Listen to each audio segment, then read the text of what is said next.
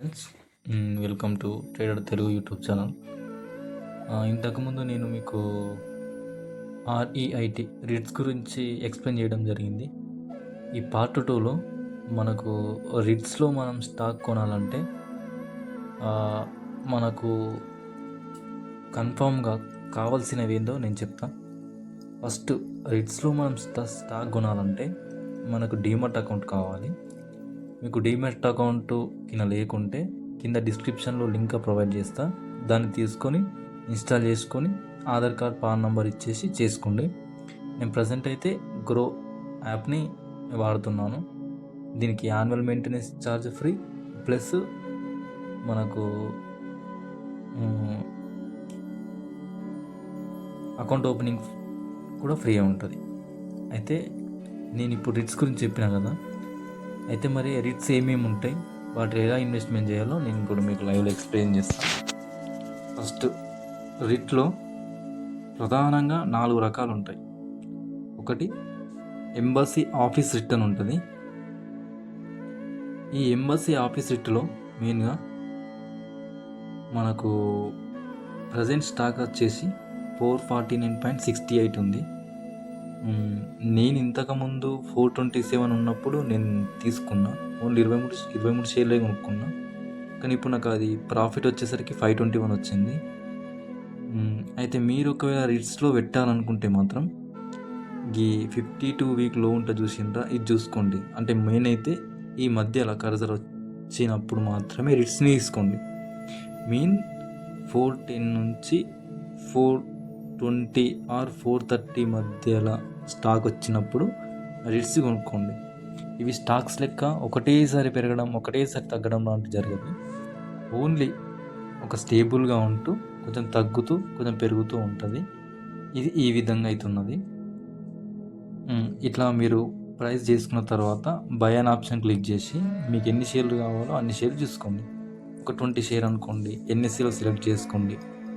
Limit చూసుకోండి, 449 ఉంది, 458 ఉంది. కరెక్ట్ మార్కెట్ ప్రైస్ అంటే ఇక్కడ మనం లిమిట్లో మార్కెట్ అని పెడితే కరెక్ట్ ఈ మార్కెట్ ప్రైస్కి మనం కొనడం జరుగుతుంది. 449.68కి ఈ విధంగా 9014 అవుతుంది. ఈ విధంగా యాడ్ మనీ చేసేసుకొని ఫర్దర్గా మీ రిట్స్ని కొనుక్కోవచ్చు. ఏదైనా సరే ఇంతే. దాని తర్వాత ఇంకో మెయిన్ మైండ్ స్పేస్ బిజినెస్, ఇది 490.58 ఉంది, అంటే దానికంటే ఎక్కువ ఉంది.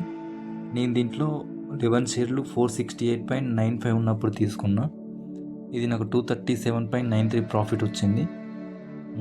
మీరు కూడా ఏదైనా స్టాక్స్ కానీ ఏదైనా రిట్స్ కొనుక్కోవాలంటే మాత్రం మీరు మెయిన్గా ఏం చేస్తారంటే, ఇది చూసిండ్రా ఇక్కడ 52 వీక్లో ఉంది చూసిర్రా, ఈ మధ్యలో వచ్చినప్పుడు కొనుక్కోండి. ఇప్పుడు కొనుక్కుంటే మీరు ఎట్లయినా కొంచెం ఇబ్బంది పడతారు. ఇది ఈ విధంగా అవుతుంది. దీంట్లో రెవెన్యూ, ప్రాఫిట్, నెట్వర్త్ అనేది సెలెక్ట్ చేసుకోవచ్చు.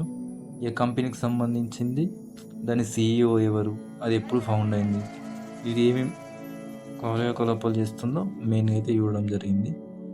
దాని తర్వాత ఇంకొకటి నెక్సస్ సెలెక్ట్ ట్రస్ట్. ఇదేంటంటే నార్మల్గా ఇప్పుడు ఈ మైండ్ స్పేస్ కానీ ఎంబసీ కానీ ఫర్దర్ వాటికి ఇస్తే రెంట్ ఇస్తే, ఇది మాత్రం నెక్సస్ స్టోర్ ఉంటుంది. అంటే వేరే సొంతగా చేసుకొని స్టోర్ నడిపించడం జరుగుతుంది. ఆ విధంగా వచ్చిన ఆ షేర్లన్నీ డివైడ్ చేసి మనకు షేర్లుగా కన్వర్ట్ చేస్తారు. ఇది ప్రజెంట్ 160.15 ఉంది. ఇది కూడా సేమ్ 52 వీక్ హైలో ఉంది కదా, మీరు మధ్యలో వచ్చినప్పుడు తీసుకోండి. నేను ఇందులో 33 షేర్లు కొనుక్కున్నా 158కి. ఇప్పుడు నాకు 202 రూపీస్ ప్రాఫిట్ రావడం జరిగింది.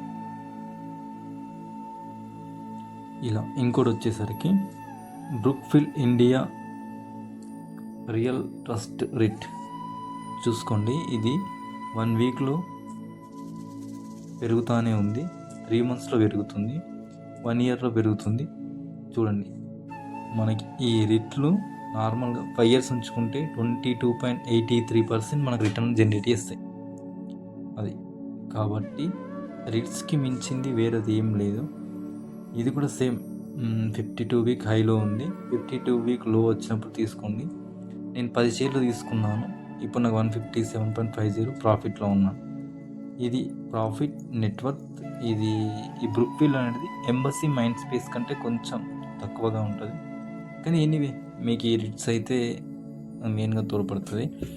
కాబట్టి మీరు ఏం చేస్తారంటే 100% స్టాక్లో పెట్టే బదులు రిట్స్లో పెట్టే ప్రయత్నం అయితే చేయండి.